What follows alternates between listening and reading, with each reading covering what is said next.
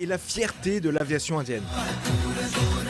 Produit par le constructeur Dassault, le Rafale est considéré comme l'un des meilleurs avions de combat du monde et l'Inde en possède aujourd'hui 36 exemplaires. Enfin, 36 moins. I can confirm you that 5 Indian aircrafts, including 3 Rafale, 1 Su-30 and 1 MiG-29 have been shot down. Le 7 mai dernier, le Pakistan annonce avoir abattu 5 appareils, dont 3 Rafales, en se défendant contre des frappes aériennes menées par l'Inde contre son territoire. Les avions auraient été touchés lors de combats aériens entre l'aviation indienne et les appareils pakistanais J-10C fabriqués en Chine. Une annonce très forte symboliquement. Si c'est confirmé, ce sera la première perte au combat d'un Rafale. En matière de communication, c'est très important et c'est très significatif. Pour l'instant, le véritable bilan reste inconnu. Du côté indien, le gouvernement a reconnu la perte de 3 appareils sans préciser leur nature. Mais en ligne, les internautes n'ont pas tardé à s'approprier le sujet, partageant des preuves de plusieurs crashs, parfois clairement fabriqués avec l'IA ou détournés de jeux vidéo. Le Rafale fait face à une campagne de désinformation énorme. Un appareil d'origine russe aurait également été abattu. Tout le monde s'en fout. C'est vraiment le Rafale qui concentre les critiques. Il y a plusieurs pays qui ont intérêt à décrédibiliser le Rafale. Certains contenus partagés semblent cependant crédibles, notamment des vidéos tournées près de la ville de Bathinda, dans le Pendjab indien, à environ 70 km de la frontière avec le Pakistan. On y aperçoit des locaux examinant les débris d'un appareil en feu au milieu des champs.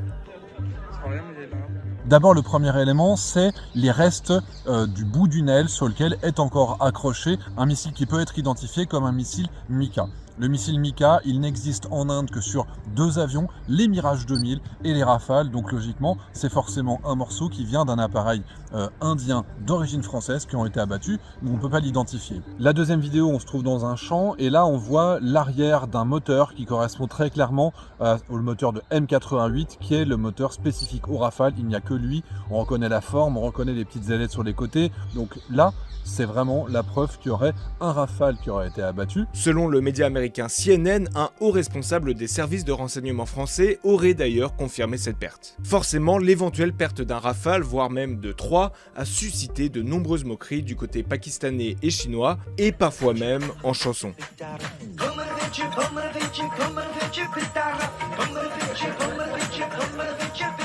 Surcoté, inefficace, l'appareil français serait ainsi dépassé par le J-10C, l'avion de combat chinois utilisé par le Pakistan. Aujourd'hui, on se rend compte, et depuis quelques années, que les avions chinois sont supérieurs aux avions russes. Maintenant, on n'est pas sur la même catégorie. On est quand même encore très en avance avec le Rafale en termes de pure technologie, mais c'est un bon avion. On se rapproche de ce qui se faisait en France il y a quelques années. Mais alors, qu'est-ce qui expliquerait ces éventuels crashs de Rafale indiens ?